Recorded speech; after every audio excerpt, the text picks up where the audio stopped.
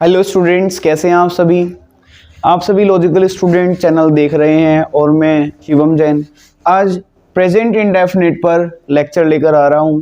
और आज हम कोशिश करेंगे जो प्रेजेंट इंडेफिनिट टेंस है इसके रूल्स को समझने को और इसके बाकी जितने भी तरीके होते हैं बनाने के, वो सब आज हम सीखेंगे किस तरीके से एक प्रेजेंट इंडेफिनिट के हिंदी के वाक्य को इंग्लिश में ट्रांसलेट किया जाता है।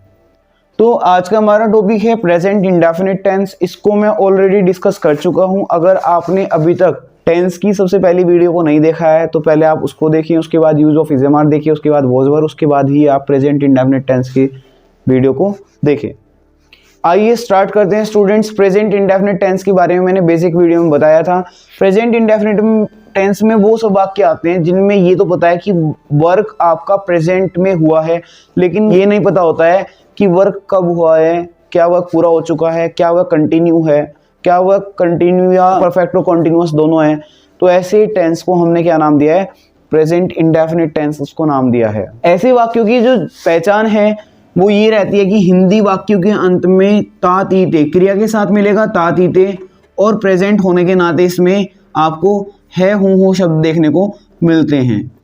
तो स्टूडेंट ये इसकी पहचान हो गई है।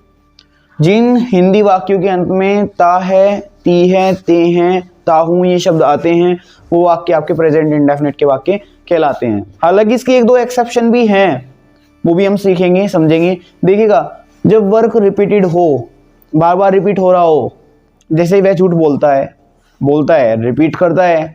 मैं स्कूल जाता हूँ से मीन्स मतलब जाता हूँ, एक बार गया फिर आ गया फिर गया, इस तरह मतलब वर्क क्या है? रिपीट हो रहा है। हैबिचुअल एक्शन भी इसके अंदर आएगा, रिपीटेडली वर्क भी इसके अंदर आएगा, रूटीन वर्क भी इसके अंदर आएगा। वो सब काम में आएगा, प्रेजेंट इंडेफिनिट के अंदर ही आने वाला है। तो पहचान स्टूडेंट्स हमने पढ़ ली है। आपको पता है कि सबसे पहले हम डिस्कस करते हैं अफर्मेटिव सेंटेंसेस को। यदि कोई सेंटेंस अफर्मेटिव है और प्रेजेंट इंडेफिनिट का वाक्य है तो उस वाक्य को हमें पता है अफर्मेटिव किसी भी टेंस का पार्ट हो, स्टार्टिंग हमेशा उसकी सब्जेक्ट से की जाती है। स्टूडेंट्स, हमें ये बात अच्छे से पता है कि कोई भी अफर्मेटिव या नेगेटिव वाक्य जो होता है उसकी स्टार्टिंग सब्जेक्ट से की जाती है। अब देखिएगा, आपको एक बात का ध्यान रखना है कि हमें सब्जेक्ट के तुरंत बाद वर्ब की फॉर्म लगानी है। वर्ब की फॉर्म हम बेसिकली अप्लाई करते हैं first form. Student, first form हमें यहाँ अप्लाई करनी है। मैं यहाँ पर सब्जेक्ट के तौर पर यूज होने वाले नाउन प्रोनाउन को लिख रहा हूँ। देखिएगा स्टूडेंट, आई के बारे में मैंने आपको बताया था। आई एक ऐसा प्रोनाउन है जिसका एक एक्सेप्शन रहता है। कुछ वाक्यों में तो यह प्लूरल की फॉर्म में होता है, कुछ वाक्यों में यह सिंगुलर की फॉर्म में रहता है। प्रेजेंट इंडेफिनिट टेंस में, टेंस के हिसाब से अगर हम बात करें, प्रेजेंट इंडेफिनिट टेंस में यह प्लूरल कैटेगरी में रहने वाला है। और नीचे वाली जो है ये आपकी सिंगुलर कैटेगरी है। वर्ब की जो फर्स्ट फॉर्म होती है ये प्लूरल फॉर्म होती है। वर्ब की फर्स्ट फॉर्म प्लूरल फॉर्म होती है। देखो स्टूडेंट्स, इस बात को मैं पूरा करने से पहले आपको एक बात समझाना चाहता हूँ। देखो, हमें पता है ये बॉय है। बॉय का मीन्स क्या होता है? लड़का। और यदि हम इसमें एस लगा दें तो क्या बन जाएगा? बॉयज। इसका मतलब क्या होगा? लड़के, एक से अधिक। ये आपका सिंगुलर है और ये आपका प्लूरल है। मैं इसको यहां ना लिखकर यहां पे लिख देता हूं। अब जैसे नेक्स्ट वर्ड है मैंगो, इसका मतलब होता है आम। अब मैं इसका अगर प्लूरल बनाऊंगा तो इसका क्या हो जाता है? मैंगोज।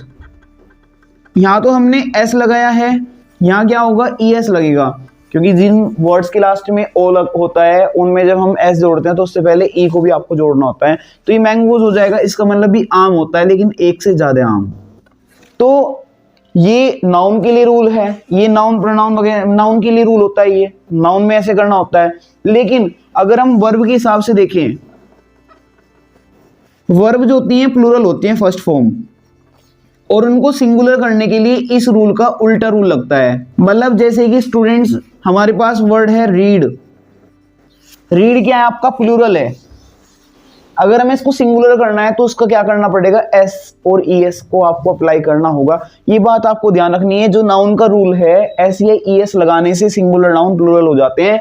लेकिन वर्ब का क्या केस होता है कि प्लूरल वर्ब में एस और ES लगाने से वो क्या हो जाती हैं? सिंगुलर हो जाती हैं। इसी तरह से रीड का क्या हो जाता है? रीड्स हो जाता है। ऐसे ही गो, लास्ट में देखो यहाँ भी ओ था, यहाँ भी ओ था, तो यहाँ पे क्या हो जाएगा, गोज हो जाएगा। ठीक है स्टूडेंट्स, तो आपने इस बेसिक बात को समझ लिया होगा, अच्छे से जान लिया होगा। ये बहुत बड़ी बच्चों के लिए कंफ्यूजन वाली बात रहती है कि न जाने ऐसा क्यों हुआ है। हमेशा ये बात ध्यान रखनी है कि जो प्लूरल हैं उनके साथ फर्स्ट फॉर्म आएगी, और जो आपके सिंगुलर हैं इनके साथ एस या ई एस फॉर्म आएगी, और एस या ई एस फॉर्म को ही हम फर्स्ट फॉर्म में जब एस ई एस लगा देते हैं उसको ही हम फिफ्थ फॉर्म कह देते हैं। तो एक बार स्टूडेंट इसका आप एक बार स्क्रीनशॉट ले लीजिएगा, फिर मैं इसको यहाँ से मिटा। तो स्टूडेंट वर्ब की फॉर्म वाला तो आपका कंफ्यूजन खत्म हो चुका है। हमें इनके साथ तो फर्स्ट फॉर्म लगानी है और इनके साथ हमें फिफ्थ फॉर्म लगानी है। फिफ्थ फॉर्म मतलब होता है वर्ब की फर्स्ट फॉर्म प्लस एस और ई एस। जिन शब्दों के अंत में से की आवाज आए, चे की आवाज आए या लास्ट में ओ हो, उन वर्ब को प्लूरल से सिंगुलर करते हुए आपको क्या करना है, ई एस का यूज करना है। बाकी के साथ आपको एस लगाना है, ई एस का यूज नहीं करना है। टीच में चे का साउंड आता है, इसलिए ई एस का यूज किया जाता है। तो इस बात को आपको बहुत अच्छे तरीके से समझना है। आइए देखते हैं आगे इसमें रूल में। वो सब्जेक्ट हो गया, वो होगी फर्स्ट फॉर्म या फिफ्थ फॉर्म होगी, उसके बाद इसका ऑब्जेक्ट लगाएंगे, उसके बाद इसका कॉम्प्लीमेंट लगा देना है। तो स्टूडेंट्स यहाँ पर देखिएगा, मैंने एक सेंटेंस को लिख दिया है। मैं प्रतिदिन समाचार पत्र पढ़ता हूँ, लास्ट में ता हूँ शब्द आ रहे हैं और रिपीटेडली वर्क हो रहा है, हैप्चुअल एक्शन है कि मैं प्रतिदिन अखबार पढ़ता हूँ। तो इस वाक्य को बनाते हुए आपको इस स्ट्रक्चर को फॉलो करना है। हमें पता है सब्जेक्ट क्या होता है जो किसी वर्क को कर रहा है, वर्क क्या हो रहा है यहाँ पर, पढ़ना। कौन पढ़ता है, मैं पढ़ता हूं। अब हमें पता है कि मैं के लिए हम इंग्लिश लगाते हैं आई। हमें पता है कि सिंगुलर नहीं है, इस वाले टेंस में ये प्लूरल की फॉर्म में है, तो यहाँ पर हमें फर्स्ट फॉर्म लगानी है। पढ़ने की फॉर्म होती है रीड, मतलब यहाँ पर एस या ई एस नहीं लगेगा। एस और ई एस केवल आपका ही, शी, इट और सिंगुलर के साथ लगता है। इसके बाद आपने इसका ऑब्जेक्ट लगाना है। ऑब्जेक्ट जब भी होता है आपको मेन वर्ब से दो क्वेश्चन करने हैं, क्या और किसे। मैं पढ़ता हूं किसे, किसे का आंसर नहीं है, मैं पढ़ता हूं क्या का आंसर है समाचार पत्र, और समाचार पत्र को हम क्या कहते हैं, न्यूज़पेपर। I read newspaper. अब प्रतिदिन के लिए हम क्या लगाते हैं, डेली या एवरीडे। तो इसका ये आंसर हो गया, ये इसका सब्जेक्ट हो गया है, ये इसकी वर्ब हो गई है, इसका ऑब्जेक्ट हो गया और इसका कॉम्प्लीमेंट हो गया है। इस तरह से ये सेंटेंस पूरा हो चुका है, ये बन चुका है। सेंटेंस में आपको अननेसेसरीली इज एम आर का यूज नहीं करना है। सभी स्टूडेंट्स की यही शिकायत रहती है, जब वो स्टार्टिंग करते हैं प्रेजेंट इंडेफिनिट से, वो फिर से इज एम आर लगाना स्टार्ट कर देते हैं। इज एम आर का यूज सेंटेंस में केवल तभी करना है जब आपको कहा जाए, जिस टेंस में कहा जाए केवल उसी टेंस में आपको करना है। इस टेंस में आपको इज एम आर का यूज नहीं करना है, आपको केवल इस स्ट्रक्चर को फॉलो करना है। अगर आप इस स्ट्रक्चर को फॉलो करेंगे आपका भी क्वेश्चन गलत होने वाला नहीं है। तो स्टूडेंट्स अब मैं यहाँ पर कुछ क्वेश्चन लिखने वाला हूँ, आप उन क्वेश्चन को स्क्रीनशॉट ले लेना, उसको कॉपी में नोट कर लेना, उनको सोल्व करके देख लेना। तो स्टूडेंट्स मैंने यहाँ पर 10 सेंटेंस लिख दिए हैं, आप इन सेंटेंसेस को एक बार लिख लीजिएगा, इनको सोल्व करके देख लीजिएगा। इसके बाद हम नेगेटिव सेंटेंसेस को डिस्कस करने वाले हैं। तो स्टूडेंट्स हमने अफर्मेटिव सेंटेंसेस को अच्छे से डिस्कस कर लिया है। मुझे उम्मीद है आपने जो दिए गए सेंटेंसेस हैं उनको बना लिया है, शायद आपको कोई दिक्कत भी नहीं आई है। अगर आपको कोई दिक्कत है तो आप हमसे इंस्टाग्राम पे डायरेक्टली इंटरेक्ट कर सकते हैं, बातचीत कर सकते हैं, अपनी प्रॉब्लम्स को सामने रख सकते हैं। हम कोशिश करेंगे जल्दी से जल्दी आपकी प्रॉब्लम्स को शॉर्ट आउट किया जाए। लॉजिकल स्टूडेंट के नाम से ही इंस्टाग्राम पे आप सर्च कर सकते हैं, आप उसको फॉलो कर सकते हैं और वहीं से आप हमें डायरेक्टली कॉन्टैक्ट कर सकते हैं। आइए हम डिस्कस करते हैं नेगेटिव सेंटेंस के बारे में। नेगेटिव सेंटेंस को हम 2 पार्ट में करके डिवाइड करेंगे। सबसे पहले हम देखते हैं इसमें कभी नहीं वाले वाक्य। जिन सेंटेंसेस में कभी नहीं आता है, कभी नहीं के लिए हम वर्ड यूज करते हैं नेवर। नेवर वाले जो सेंटेंसेस होते हैं उनका जो नेचर होता है वो पॉजिटिव सेंटेंस जैसा ही होता है। एक बार में देख लेते हैं स्ट्रक्चर। सब्जेक्ट लगाएंगे, सब्जेक्ट के बाद आप नेवर लगाएंगे, नेवर के बाद आप वर्ब की फर्स्ट फॉर्म या फिफ्थ फॉर्म का यूज करेंगे अकॉर्डिंग टू सब्जेक्ट, आपको ये लगाना है। उसके बाद आप इसका ऑब्जेक्ट लगाएंगे, इसके बाद आप कॉम्प्लीमेंट लगाएंगे। एग्जाम्पल के थ्रू देख लेते हैं, जैसे कि वह कभी झूठ नहीं बोलता है। तो स्टूडेंट्स इसमें कभी और नहीं दोनों शब्द आए हैं, ऐसा कोई जरूरी नहीं कि कभी नहीं खट्टा देखने को मिले, कभी और नहीं दोनों आए हैं। तो आपको करना क्या है, आपने यह करना है कि इसका सब्जेक्ट वह, अब देखो इसमें ही आएगा शी आएगा, हमें वर्ब से पता लग रहा है, क्रिया से पता लग रहा है कि वह मेल है और मेल के लिए हम ही लगाते हैं। अब हमें नेवर लगाना है कभी नहीं के लिए, नेवर आ गया है। वर्ब की फर्स्ट या फिफ्थ फॉर्म सिंगुलर है ना, ही, ऐसी ईएस फॉर्म आएगी। पहले बोलने के लिए, देखो बोलने के लिए स्पीक भी होता है, टेल भी होता है, लेकिन आपको ध्यान रखना एक फ्रेज है, झूठ बोलने के लिए आता है tell a lie, tell a लाई का ही यूज होता है, और सच बोलने के लिए स्पीक द ट्रूथ। ये दोनों फिक्स हैं जो आपको ऐसे ही बोलने हैं। तो झूठ बोलने के लिए हमारे पास है टेल अ लाई, तो हम टेल लिखेंगे, टेल में ना से की वाजन है, चे की वाजन है, ओ है, तो ईएस तो लगेगा नहीं, क्या लगेगा, एस लगेगा। ही नेवर टेल्स अ लाई, ये इसका आंसर हो गया है। तो स्टूडेंट्स, जैसे मैंने ये सेंटेंस बनाया है, आपने अभी जो पॉजिटिव सेंटेंसेस बनाए हैं उसमें कभी नहीं लगाकर आप उन सेंटेंसेस को बनाकर प्रैक्टिस कर सकते हैं। आइए इसके हम सेकंड पार्ट को देखते हैं, जिसमें केवल नहीं आता है। नहीं के लिए हम नोट का यूज करते हैं, लेकिन नोट से पहले हमें कोई हेल्पिंग वर्ब लगानी होती है। अब देखते हैं इसका स्ट्रक्चर क्या है। सबसे पहले सब्जेक्ट लगाएंगे, सब्जेक्ट के बाद नेवर तो लगेगा नहीं, अब लगेगा इसमें डू। तो स्टूडेंट्स देखिएगा, डू में क्या है, लास्ट में क्या आ रहा है, ओ आ रहा है। अब देखो ऊपर वालों के साथ तो डू लग गया है, लेकिन जो सिंगुलर है उनके साथ क्या लगेगा, हमें पता है एस या ईएस लगेगा। जिनके लास्ट में ओ आता है उसमें हमें क्या लगाना है, ईएस लगाना है। तो डू के साथ जब हमने ईएस लगाया तो क्या बन गया, डज बन गया। मतलब जिनके साथ हम फर्स्ट फॉर्म लगा रहे थे उनके साथ डू लगाएंगे, जिन मतलब ऐसे ईएस फॉर्म लगा रहे थे उसके साथ हमें डज का यूज करना है। तो मैं ब्रैकेट में लिख दे रहा हूं कि ये डू और यहाँ पर आपको डज का यूज करना है। स्टूडेंट इस तरीके से यहाँ पर सब्जेक्ट के बाद डू और डज का यूज करना है, फिर आपको नोट लगाना है। नोट के बाद वर्ब की केवल फर्स्ट फॉर्म का यूज करना है, क्योंकि ऐसी ही इस फॉर्म अगर यूज होगी तो वो यहाँ पर यूज हो जाने वाली है। उसके बाद आपको ऑब्जेक्ट लगाना है, इसके बाद आपको कॉम्प्लीमेंट लगा देना है, बाद में फुल स्टॉप हो ही जाएगा। जैसे कि तुम उसे नहीं जानते हो, तुम के लिए हम यू लगाते हैं, यू के साथ हमें क्या लगाना है, डू लगाना है। You do not, do not को आप एब्रिविएशन में डोंट भी लिख सकते हैं, यू डोंट या डू यू डू नॉट। जानने के लिए हम लगाते हैं नो।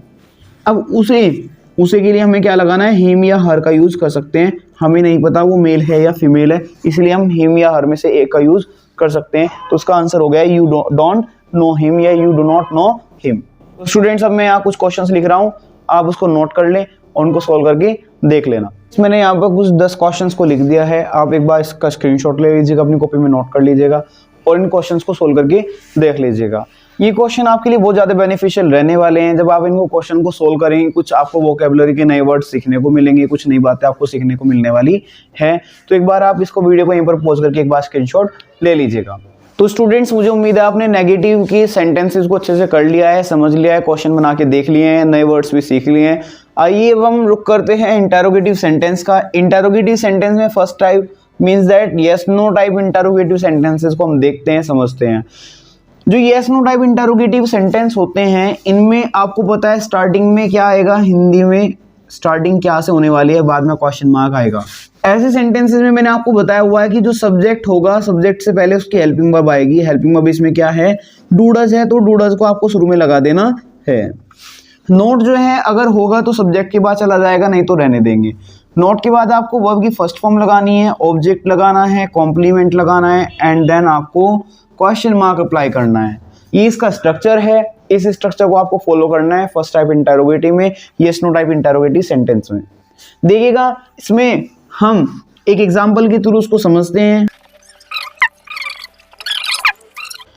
क्या वे प्रतिदिन विद्यालय नहीं आता है, लास्ट में ता है शब्द आया है, स्टार्टिंग में क्या है। ऐसे वाक्य हमेशा येस नो टाइप इंटरोगेटिव के होते हैं जिनके स्टार्टिंग में क्या होता है, बाद में क्वेश्चन मार्क होता है, आंसर हाँ या ना में आता है। तो इसमें अब हमने क्या करना है, सबसे पहले आपको उसका सब्जेक्ट देखना है। सब्जेक्ट इसमें वह आता है, मतलब ही आएगा। अब ही के साथ हमें क्या लगाना है, डज का यूज करना है, तो हम स्टार्टिंग में डज रख देंगे। अब देखिएगा मैंने कैसे इसको अप्लाई किया, पहले मैंने सब्जेक्ट लिखा, उसके बाद डज। आपको शुरू में ऐसे ही करना है, जब आप इसको 1-2 बार करेंगे तो आप हैबिचुअल हो जाएंगे, आप अपना आप याद कर लेंगे कि किसके साथ क्या आ रहा है, ठीक है। तो डज ही, उसके बाद नहीं शब्द आया है तो नोट भी आ जाएगा।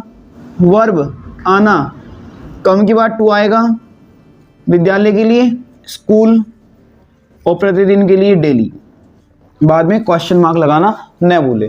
अब मैं यहाँ पर कुछ सेंटेंस लिखने वाला हूँ, उन सेंटेंसेस को आपको करके देखना है, समझना है और सेंटेंसेस आप बहुत कुछ सीखने वाले हैं, नए वर्ड्स भी आप सीखने वाले हैं। यहाँ पर 10 सेंटेंसेस को लिख दिया है। इन 10 सेंटेंसेस को आपको कॉपी में नोट कर लेना है, इनको सोल्व करके देखना है। इन 10 सेंटेंसेस से आपको बहुत कुछ सीखने को मिलेगा। सेंटेंस बनाने आप बेसिकली जो सीख रहे हैं उसमें आपको बहुत कुछ सीखने को मिलेगा। आप इन सेंटेंसेस को जरूर बनाकर देखें ताकि आपके अंदर एक समझ विकसित हो पाए कि सेंटेंस को हिंदी से इंग्लिश में ट्रांसलेट कैसे करते हैं। वीडियो को पॉज लेकर आप एक बार इसका स्क्रीनशॉट ले लीजिए। तो स्टूडेंट्स, मुझे उम्मीद है कि आपने जो अभी हमने फर्स्ट टाइप इंटरोगेटिव सेंटेंसेस के कुछ क्वेश्चंस को बोर्ड पे लिखा था, आपने उनको अच्छे से कर लिया है, एक्सरसाइज करके देख ली है। आइए अब हम डिस्कस करते हैं WS टाइप इंटरोगेटिव को। WS टाइप इंटरोगेटिव में वो सब सेंटेंसेस आते हैं जिनकी स्टार्टिंग में क्या ना होकर बीच में कोई रीजन पूछा जाए। देखिएगा, यस नो टाइप जो इंटरोगेटिव सेंटेंसेस होते हैं उनके अंदर क्या होता है, स्टार्टिंग हमेशा हिंदी में क्या से होती है और हमेशा आंसर जो आता है इसका हाँ या ना में आता है, इसलिए इसको यस नो टाइप कहते हैं। बट अब हम पढ़ रहे हैं WS टाइप इंटरोगेटिव, ऐसे क्वेश्चंस जिनका आंसर हाँ या ना में ना आए, बल्कि इनका जो आंसर आता है वो कुछ वर्ड्स में दिया जाता है। इसमें कोई रीजन वर्ड होता है, इसका मतलब रीजन पूछता है किसी चीज़ का। जैसे पूछा कि do you go to school, क्या आप स्कूल जाते हो? Yes I go to school, मैं स्कूल जाता हूँ। फिर वो पूछ सकता है why do you go to school, तुम स्कूल क्यों जाते हो? When do you go to school, with whom do you go to school. तो ये सब क्वेश्चंस हो सकते हैं। आएगा उसी के स्ट्रक्चर के बारे में देखते हैं, समझते हैं। जब भी क्वेश्चन वर्ड होगा तो हमेशा ध्यान रखना है क्वेश्चन वर्ड स्टार्टिंग में आएगा। क्वेश्चन वर्ड की बात प्रेजेंट इंडेफिनिट में आपने डूडस लगाना है। डूडस के बाद आपने सब्जेक्ट का यूज़ करना है। सब्जेक्ट के बाद आप नोट का यूज़ करेंगे, यदि नोट है तो आप यूज़ करेंगे, नहीं तो आप उसको नहीं यूज़ करेंगे। उसके बाद वर्ब की फर्स्ट फॉर्म लगानी है। स्टूडेंट की बात मैं आपको पहले ही बता चुका हूँ, जिन सेंटेंसेस में डू डज का यूज़ हो जाता है वहाँ पर वर्ब की फर्स्ट फॉर्म ही यूज़ होती है, क्योंकि ऐसे ही इस फॉर्म की जगह पे हम डज लगा देते हैं। इसके बाद आपने ऑब्जेक्ट लगाना है और उसके बाद आपको कॉम्प्लीमेंट लगाना है और बाद में क्वेश्चन मार्क लगाना है। इसका एग्जाम्पल देखते हैं, तुम क्या करते हो। अब ये जो क्या शब्द बीच में आया है इसका मतलब इसकी इंग्लिश लगेगी क्या की इंग्लिश मैंने आपको बताई थी इंट्रोडक्शन वाले वीडियो में। जो टेंस का इंट्रोडक्शन था उसमें अच्छे से डिस्कस किया गया था कि क्वेश्चन वर्ड हिंदी में क्या होते हैं और उनकी इंग्लिश क्या होती है। तो क्या के लिए इंग्लिश में वर्ड है व्हाट। क्वेश्चन वर्ड लगाने के बाद आपने सब्जेक्ट देखना है। सब्जेक्ट है इसका तुम मतलब यू। यू के साथ आपने डू डज में से लगाना है डू। What do you. अब देखिएगा करना, करने के लिए हमारे पास हेल्पिंग वर्ब, तो ये देखिएगा ये तो डू है, ये हेल्पिंग वर्ब है, लेकिन करना ये इसके लिए मेन वर्ब चाहिएगी। मेन वर्ब भी आपकी डू ही होती है, तो यहाँ पर क्या हो जाएगा डू। ये कंफ्यूज होने की जरूरत नहीं है कि डू इसके अंदर 2 बार आ गया। ये आपका हेल्पिंग वर्ब है, यू के साथ है, ये करने के सेंस में ये वाला डू आया है, तो इसका आंसर ये हो गया है। अब स्टूडेंट मैं यहाँ पर कुछ क्वेश्चंस लिखूंगा, आपको उनको अच्छे से करके देखना है, समझना। तो स्टूडेंट्स मैंने यहाँ पर 10 सेंटेंसेस लिख दिए हैं। ये 10 सेंटेंस आप इस स्ट्रक्चर से बना के देखिएगा। हालांकि इससे भी अलग स्ट्रक्चर पे कुछ सेंटेंसेस बनते हैं, अभी हम उसको डिस्कस नहीं कर रहे हैं, उसको हम बाद में डिस्कस करेंगे। बार इसको बना के देख लीजिएगा अगर आप इन सेंटेंसेस को बना पा रहे हैं, क्योंकि ये ईजी सेंटेंसेस हैं। उसके बाद हम इससे थोड़ा सा अपर लेवल के हम कुछ सेंटेंसेस को करके देखने वाले हैं। तो स्टूडेंट्स आज का हमारा ये टॉपिक था प्रेजेंट इंडेफिनिट के। हमने मोस्टली पार्ट्स को हमने कवर कर लिया है। 1-2 स्ट्रक्चर है जो रह गया है, हम कोई बात नहीं, उसको बाद में डिस्कस कर लेंगे। पहले आप इसको करके देख लीजिएगा। उम्मीद है आपने इसको अच्छे से देख लिया है। जो क्वेश्चंस यहाँ पर लिखे गए थे उन क्वेश्चंस को भी आपने बहुत अच्छे तरीके से करके देख लिया है। अगर आप इतना कर पा रहे हैं तो आप इंग्लिश जल्दी से सीख जाएंगे और वह दिन दूर नहीं होगा जब आपको टेंसेस में कोई डिफिकल्टी नहीं होगी। मैं आपको यही सजेस्ट करना चाह रहा हूँ कि जब आप इस चीज़ को स्टार्ट कर रहे हैं, सीख रहे हैं, इसमें अपनी कंटिन्यूटी बना के रखें। और बोर्ड एग्जाम्स की डेट भी आ चुकी है, CBSE की बोर्ड की डेट आ चुकी है, यूपी बोर्ड एग्ज़ाम्स की भी जल्दी से एग्ज़ाम डेट आ जाने वाली है। और सभी स्टूडेंट्स से मैं यही बोलूँगा कि आप डेली पढ़ें, कंटिन्यू पढ़ें, कंसिस्टेंसी से ही आप अपना रिजल्ट को सुधार सकते हैं। 1-2 दिन में पढ़कर केवल पास हो जा सकता है। अच्छे नंबर लाने हैं, सफल होना है तो आपको डेली पढ़ना पड़ेगा बिना किसी बहाने के। क्योंकि मैं तो एक ही बात जानता हूँ, किसी कार्य करने के लिए एक कारण होता है कि वह कार्य करना है, और ना करने की बाकी जो भी कुछ है वो सब बहाने हैं। अब आप खुद देखिएगा कि आप बहानों की तरफ हैं या फिर किसी कारण की तरफ हैं कि आपको ये वर्क करना है। आपने पढ़ना है तो पढ़ना है, और बाकी अगर नहीं पढ़ना है तो उसके लिए तो आप 100 बहाने बना सकते हैं। तो मैं यही कहूँगा कि आप मन लगा के पढ़ें, डेली पढ़ें, अच्छे से पढ़ें, और जब आप पढ़ रहे होते हैं तो बहुत ज़्यादा ध्यान लगा के पढ़ें। तो स्टूडेंट्स उम्मीद है आपको ये वीडियो पसंद आया होगा। अच्छा लगा होगा, आपने बहुत कुछ इसमें सीखा होगा। तो लाइक करना ना भूलें और कमेंट करके बताएं कि आपको वीडियो कैसा लगा। अगर आपको कोई डिफ़िकल्टी है तो आप हमें इंस्टाग्राम पे भी अप्रोच कर सकते हैं। इंस्टाग्राम पे लॉजिकल स्टूडेंट के नाम से ही चैनल है, वहाँ जाकर आप हमसे डायरेक्टली कॉन्टैक्ट कर सकते हैं। अपनी प्रॉब्लम्स को सोल्व कराने के लिए डायरेक्ट हमें बता सकते हैं कि आपकी क्या प्रॉब्लम है, और वहाँ पे आप अपने सजेशंस भी दे सकते हैं। Okay students, bye bye, take care, see you.